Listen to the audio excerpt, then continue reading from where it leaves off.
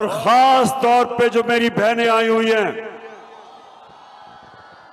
मैं सबसे पहले आप सबसे माजरत चाहता हूं कि मैंने आना था जहाज से और रास्ते में मौसम की खराबी की वजह से जहाज ना आ सका, तो मैं इस्लामाबाद से बाय रोड आपके पास पहुंचा हूं। तो मैं माजरत चाहता हूं, आपको इंतजार करनी पड़ी।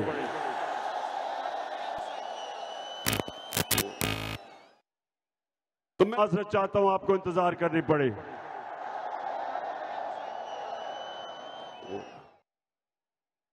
तो मैं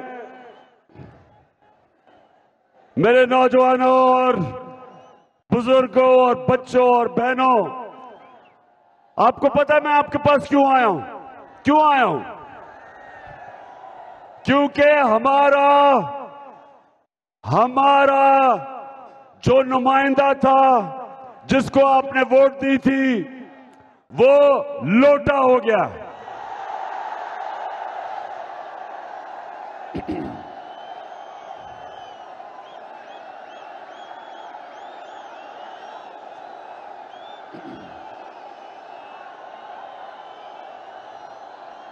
माशाअल्लाह, मेरे सारे नौजवान बल्कि बच्चे भी जानते हैं कि लोटा क्या होता है। लोटा सिर्फ वो नहीं होता जो गुस्ल खाने में इस्तेमाल किया जाता है।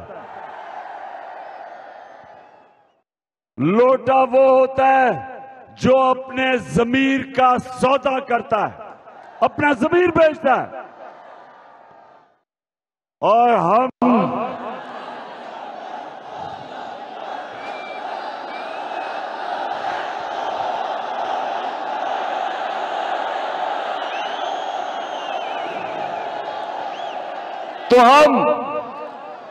सारी पाकिस्तान की कौम गैरतमंद कौम है। हम वो कौम है, सब गौर से सुन लो, वो दुनिया के सबसे अजीम लीडर इंसान मोहम्मद मुस्तफा नबी सल्लल्लाहु अलैहि वसल्लम, हम उसकी उम्मत हैं। ये मुल्क बना था एक बहुत बड़े, अल्लाह के सामने हमने वादा किया था, और वही हमारा कलमा है कि पाकिस्तान का मतलब क्या, और उसके साथ एक तो इस मुल्क का मतलब यानी इसका मतलब कि ला इलाहा इल्लल्लाह, कि अल्लाह, हम कभी किसी के सामने झुकते नहीं और अपने ज़मीर का सौदा नहीं करते, क्योंकि अल्लाह अल हक है। मुसलमान के ज़मीर की कोई कीमत नहीं होती, क्योंकि हम सच और हक पे खड़े होते हैं। और दूसरी चीज कि मेरा तेरा रिश्ता क्या, और इसका मतलब ये कि खैबर से लेके, कोयटा से लेके, ग्वादर से लेके, कराची से लेके, सारे पाकिस्तान के अंदर हमारा आपस में रिश्ता ला इलाहा इल्लल्लाह है। हम सब अल्लाह को मानते हैं और किसी और को खुदा नहीं मानते। लोगों की मुख्तलिफ ज़बानें हैं, सिंधी, पश्तो, उर्दू, पंजाबी, बलोच, लेकिन हमारा रिश्ता सिर्फ जो नारे पे पाकिस्तान बना था, ला इलाहा इल्लल्लाह, ये हमारा रिश्ता है सबका, चाहे गरीब हो, चाहे अमीर हो, कमजोर, ताकतवर, हमारा रिश्ता ये है। लेकिन मेरे 18,000 के लोगों, हम इसको पहचान नहीं सके, इस रिश्ते को नहीं पहचान सके। और यही वजह है कि कि ये मेरा मुल्क आज एक अजीम मुल्क नहीं बन सका।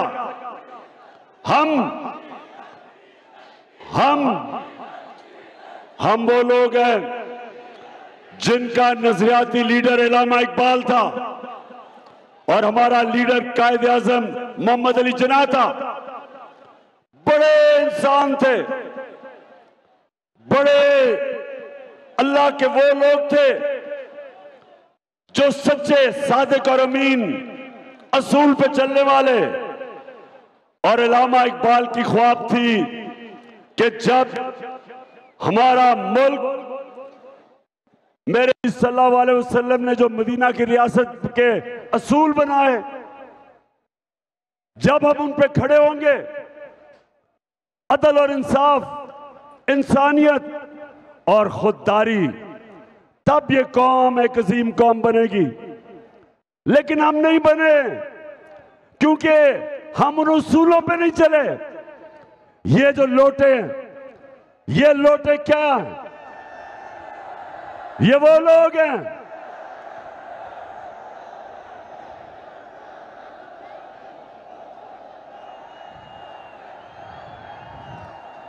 लोटे वो हैं जो पैसे लेके अपनी, जिन लोगों से, हल्के के लोगों से वोट लेके आए, पैसे लेके उन लोगों की वोट बेचते हैं। ये वो लोग हैं जो पाकिस्तान के आइन के खिलाफ जाते हैं। ये वो लोग हैं जो उस मुल्क से गद्दारी करते हैं। एक अमरीकी साजिश का हिस्सा बन के 22 करोड़ पाकिस्तानियों की मुंतखब हुकूमत को ये गिराते हैं साजिश के तहत, पैसे लेके। और इनके साथ इस मुल्क के मीर जाफर और मीर सादिक मिल जाते हैं और मिलके एक अमरीकी साजिश के तहत पाकिस्तान के बड़े बड़े डाकुओं को मुल्क पे मुसल्लत कर देते हैं। इसलिए बैठो, चुप करके बैठो। इसलिए सुनो, मेरे नौजवानों, गौर से सुनो। इसलिए ये इतवार को जो इलेक्शन आ रहा है, ये हमारे मुल्क के मुस्तकबिल का फैसला करेगा। मैं आज सबकी ड्यूटी लगा रहा हूं कि आप सब ने पूरा जोर लगाना है। आपने घर घर जाके लोगों को निकालना है। मेरी बहनों, आपने भी घर घर जाके लोगों को निकालना है, क्योंकि हमने ये इलेक्शन इसलिए जीता है इस मुल्क के मुस्तकबिल के लिए, अपने नौजवानों के लिए, बच्चों के मुस्तकबिल के लिए। इन चोरों से इस मुल्क को बचाना है, अमेरिकनों के गुलामों से इस मुल्क को बचाना है। बताओ मुझे, आप सब इसमें पूरी तरह शिरकत करोगे?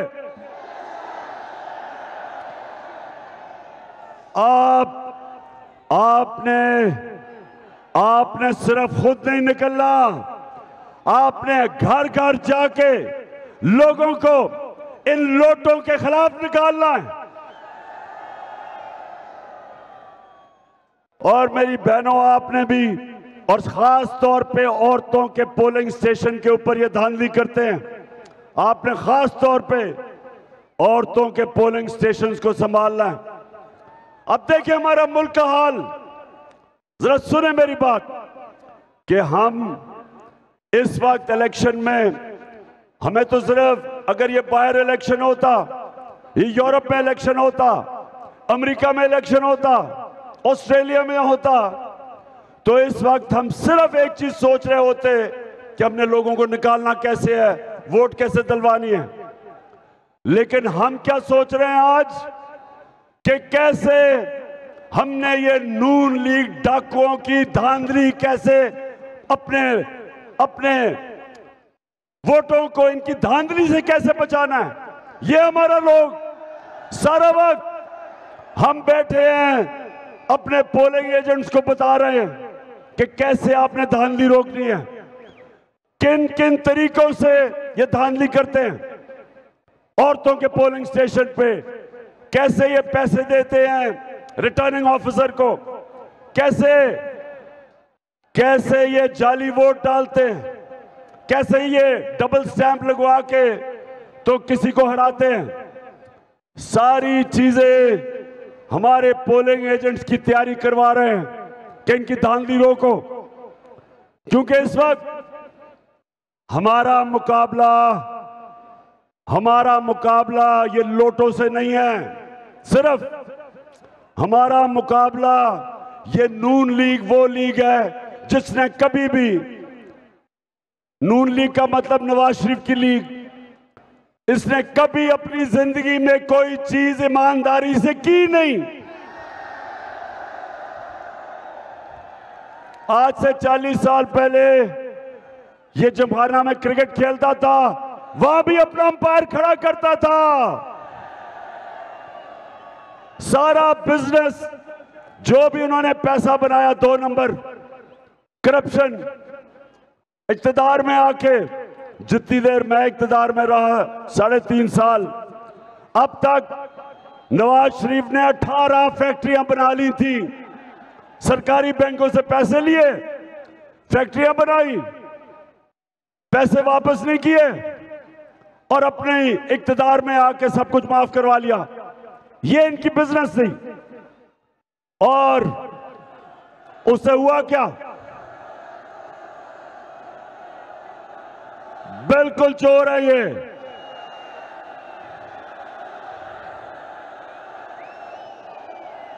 तो अब तो ये हमारा मुकाबला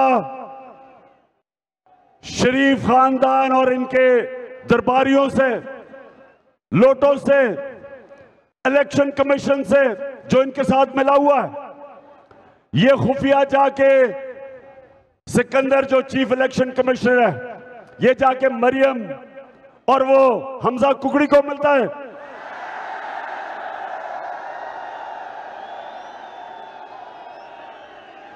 छुपके मिलता रहा है। और उसके अलावा एक मिस्टर एक्स बैठा हुआ है लाहौर में, और एक उसने मिस्टर वाई को भिजवाया हुआ है मुल्तान में। ये भी तैयारी कर रहे हैं। इनको हुक्म मिला है कि हर तरह तुमने इन चोरों को इलेक्शन जिताना है।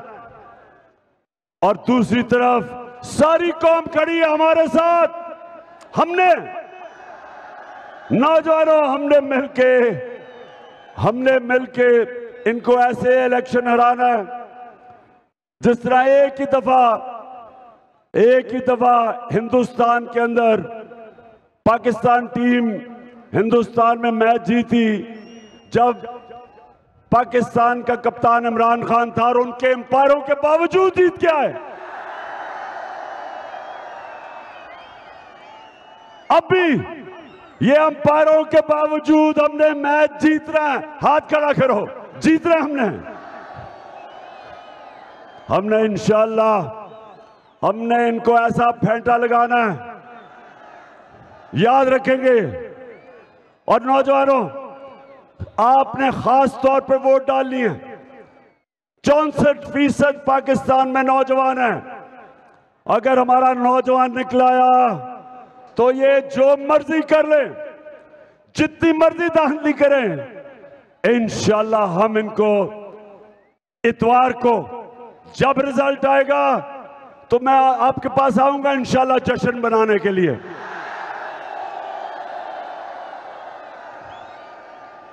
मैंने बड़ी कोशिश की जब मैं हुकूमत में था कि हम साफ और शफाफ इलेक्शन करवाएं पाकिस्तान में।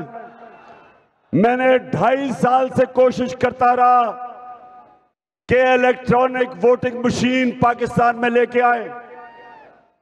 इलेक्ट्रॉनिक वोटिंग मशीन क्या होती है? जैसे ही दबाते रहते हैं बटन, जिस तरह आप मार्केट में जाते हैं, आप सब्जी खरीदते हैं या चीजें खरीदते हैं, वो दबाता है और फिर वो आखिर में बटन दबाता है, रिजल्ट आ जाता है, पैसे आ जाते हैं, कितने पैसे। उसी तरह इलेक्ट्रॉनिक वोटिंग मशीन हिंदुस्तान में भी है, ईरान में भी है।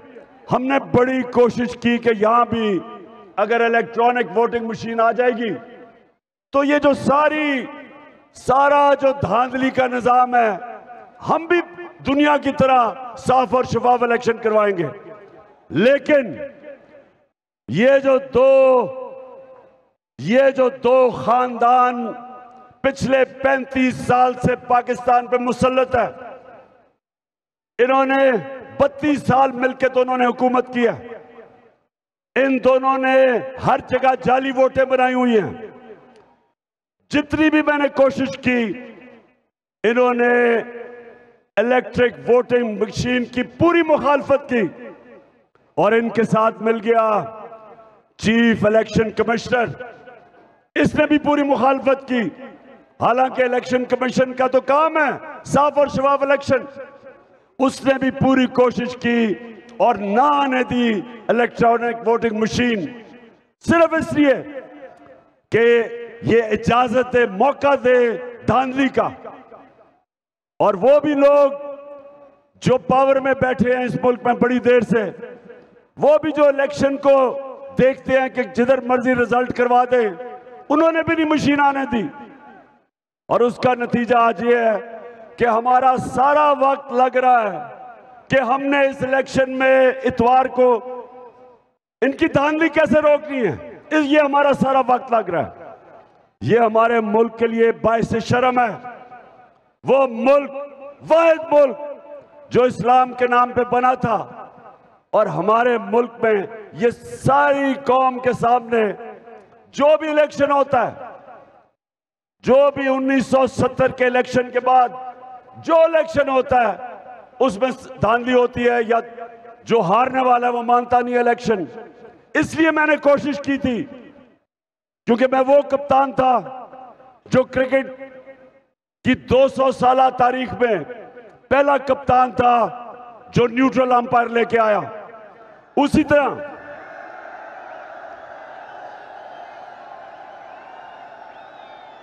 और यही मेरी कोशिश थी कि मैं वो प्राइम मिनिस्टर बनूंगा जो पाकिस्तान में साफ और शफाफ इलेक्शन करवाएगा।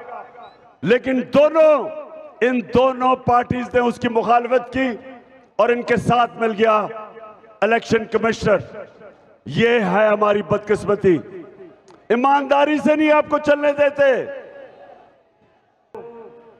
एक तो मुझे ये अफसोस है कि इन्होंने मशीनें नहीं आने दी।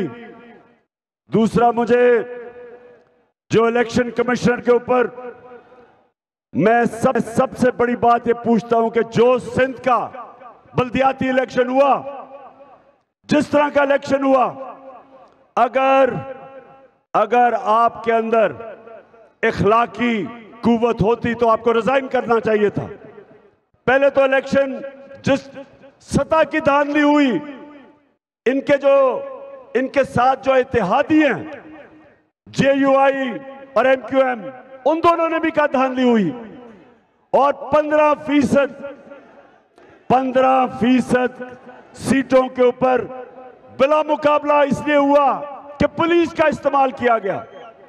और सबसे बड़ी बात कि जो सिंध का इलेक्शन कमिश्नर था, जो इलेक्शन कमिश्नर है, वो सिंध हुकूमत का मुलाजिम है, उनसे पैसे लेता है।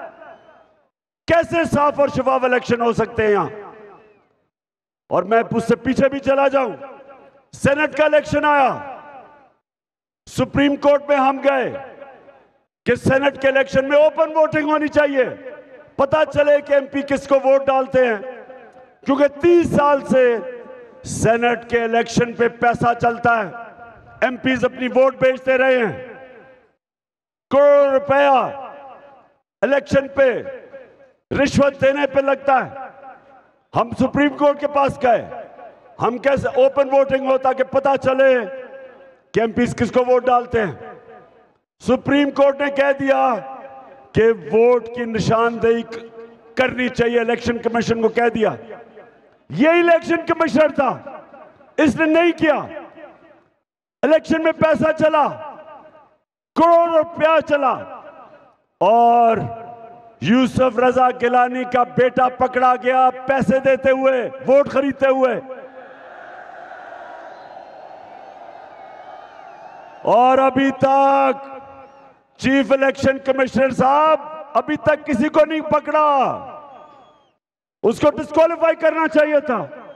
किसी भी नौजवानों, मैंने अपनी जिंदगी के कितने साल मगरबी ममालिक में गुजारे क्रिकेट की वजह से। मैं आपको यकीन दिलाता हूं कि जो उन ममालिक की अखलाकियात हैं, जो मॉरल स्टैंडर्ड्स हैं, मुझे अफसोस से कहना पड़ता है वो हमारे से बहुत ऊपर हैं। क्योंकि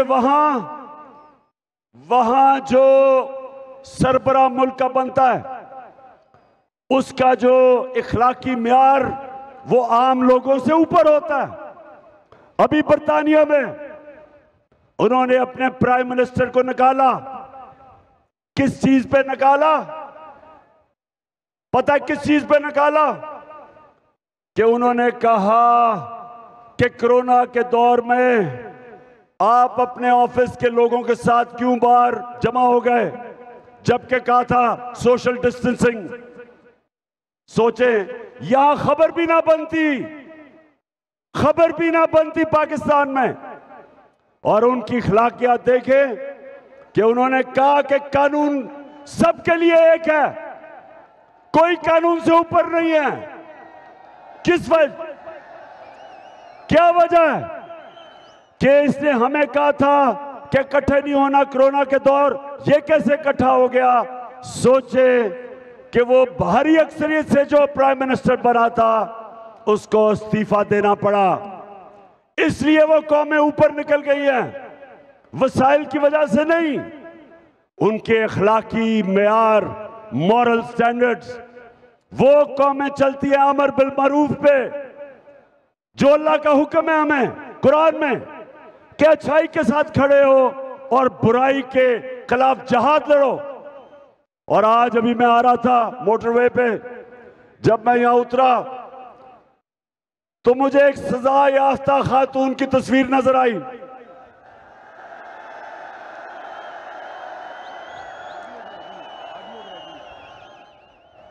और उसके साथ तस्वीर मैंने किसकी देखी?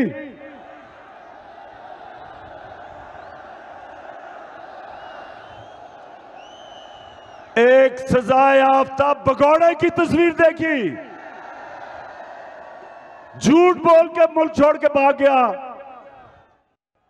अब सोचे बर्तानिया के अंदर अब कोई सोच तस्वर नहीं कर सकता कि किसी की जुर्रत हो कि एक जमानत के ऊपर सजा याफ्ता खातून की तस्वीर लगी हो और दूसरी तरफ एक करप्ट झूठ बोलने वाला सजा याफ्ता भगौड़े की तस्वीर लगी हो। ये है फर्क।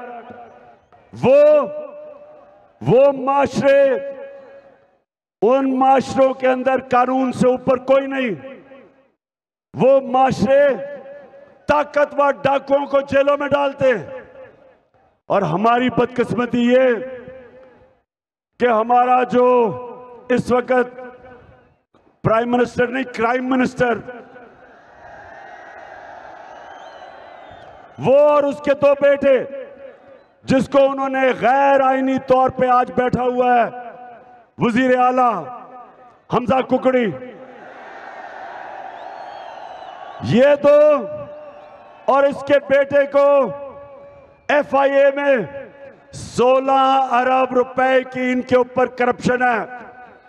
8 अरब रुपए की करप्शन नैब में।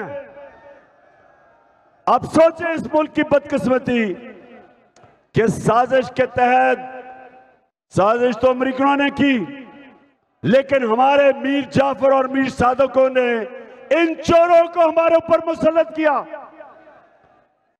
इस कौम की तौहीन की। आज वो चोर ऊपर बैठे हुए हैं और आते साथ ही इन्होंने 1100 अरब रुपए की आपका पैसा जो नैब में था, 1100 अरब रुपया जो इस कौम से चोरी किया था, आते साथ ही इन्होंने असेंबली में नैब की अमेंडमेंट करके सारा पैसा माफ करवा लिया।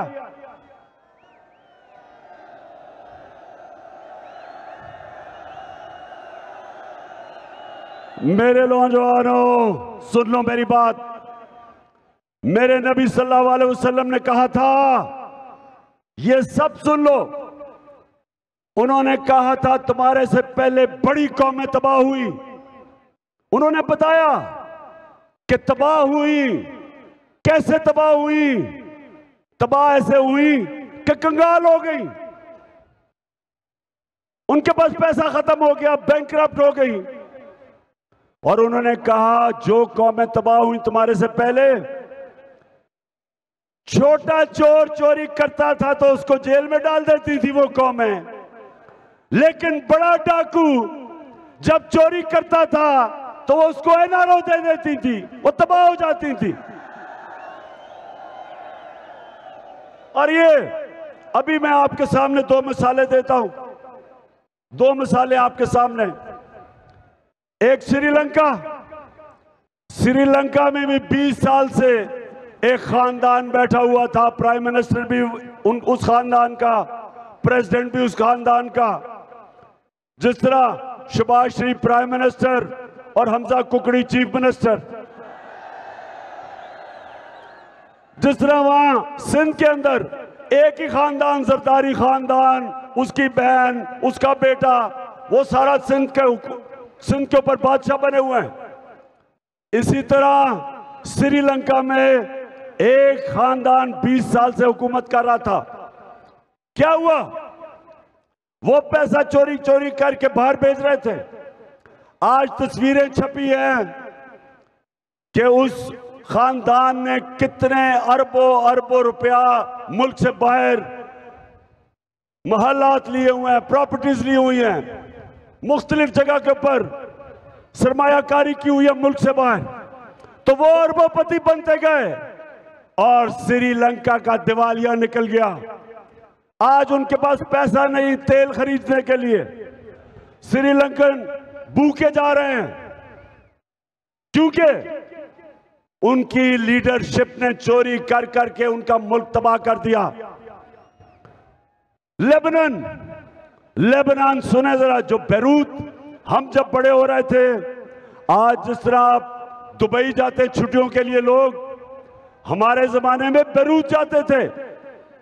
उधर भी उनके हुक्मरान, उन्होंने जब चोरी शुरू की तो आज बैरूत का यह हाल है कि 70% लोग गुर्बत की लकीर से नीचे चले गए।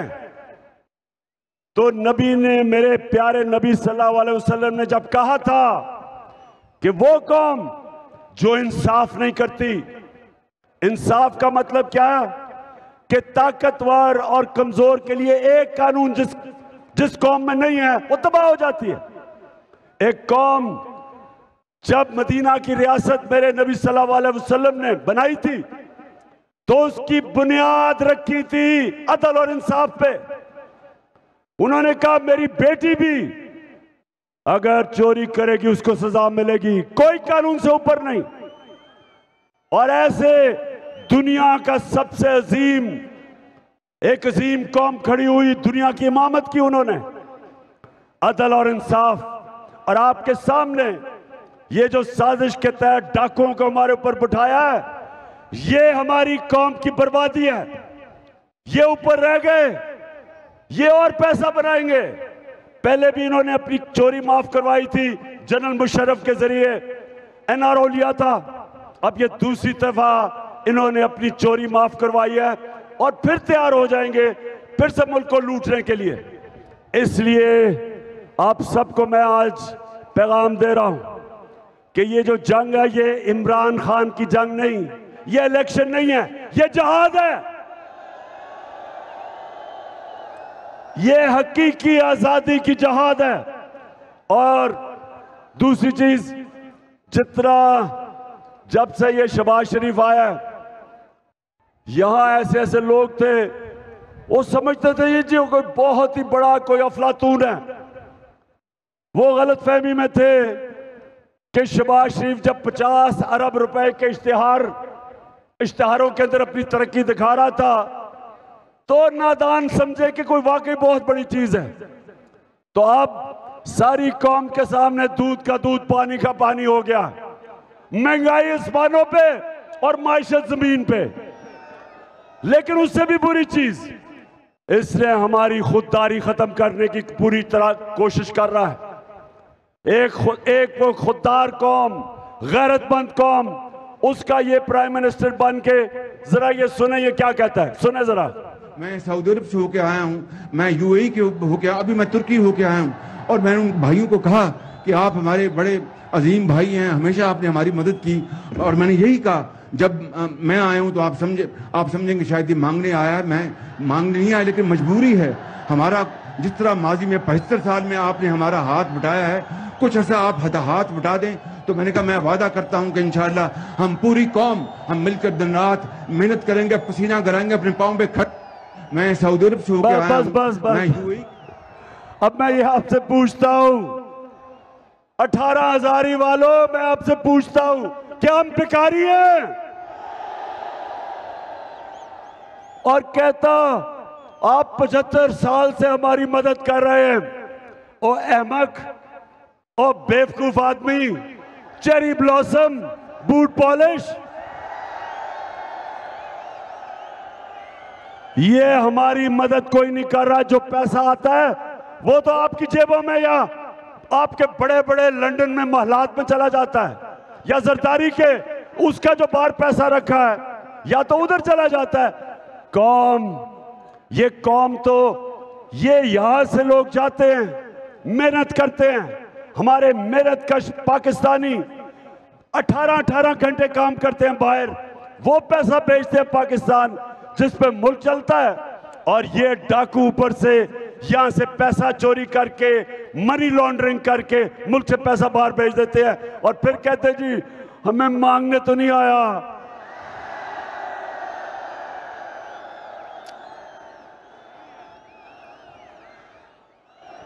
अच्छा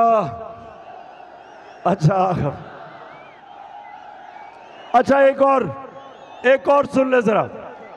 वो जरा लोगों को जो इश्तिहार यानी जो इश्तिहारी जो जमानत के ऊपर खातून हैं, इनका मसला ये है कि इनसे सच नहीं बोला जाता। एक जब 1965 की जंग थी, आप तो पैदा नहीं हुए होंगे, तो उस वक्त एक होता था हिंदुस्तान का रेडियो आकाशवाणी।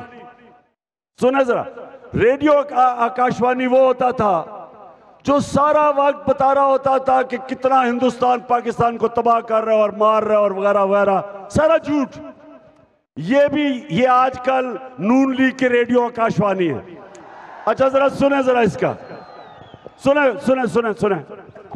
मुझे समझ नहीं आई कि मेरी और मेरी वालदा की और बहन भाइयों की प्रॉपर्टीज ये कहाँ से निकाल के ले आए हैं। मेरी सेंट्रल लंदन में प्रॉपर्टीज तो दूर की बात है, मेरी पाकिस्तान में भी कोई प्रॉपर्टी नहीं है। मेरे नाम पाकिस्तान में कोई प्रॉपर्टी नहीं है। ये बस। अच्छा, अब मरियम बीवी को ये नहीं पता था कि वो अल्लाह अल हक है, वो उसका वादा है, सच सामने आना है। अब ये 2014 में कह रही है कि जनाब मेरी तो कोई लंदन तो छोड़ो, पाकिस्तान मेरी प्रॉपर्टी, ये कह रही है 14 में। 2 साल के बाद एक बहुत बड़ा इंकशाफ होता है, आलमी इंकशाफ, जिसको पैनामा पेपर कहते हैं। जो ऐसे छुपाए हुए उन्होंने अपनी प्रॉपर्टीज छुपाई हुई थी, वो सारी सामने आ जाती हैं। तो जब वो सामने आती हैं 2 साल के बाद, तो जरा बताएं इनके भाई साहब क्या कहते हैं। हालात जो है हमारे इंतहाई मजबूत है। हो भाई हुसैन शरीफ है। अच्छा, बहरहाल 2 साल के बाद हुसैन शरीफ जनाब टीवी पे बैठे हैं, कहते हैं कि हाँ, क्योंकि वो इंकशाफ हो जाता है, पता चल जाता है कि जो 4 महंगे लंदन के फ्लैट हैं, उनकी मालिका हमारी बीबी। हम तो एहतराम करते हैं औरतों का, मरियम बीबी के नाम कहता जी ये 4 लंदन के बड़े बड़े फ्लैट ये मरियम बीबी के नाम पे है। वो 2 साल पहले कह रही है कि मेरी लंदन तो छोड़ो, पाकिस्तान प्रॉपर्टी नहीं है। अब मैं कहने का ये मकसद है मेरा, पाकिस्तानी कौम ये सुन लो, ये वो लोग हैं जो यहां से पैसा चोरी करके बाहर लेके जाते हैं, आपका पैसा, और फिर अब आके एनआरओ लेके 1100 अरब रुपया आपका पैसा इन्होंने माफ करवाया। इसलिए इतवार को आप सब ने निकलना है, लोगों को निकालना है। वादा करो लोगों को निकालोगे।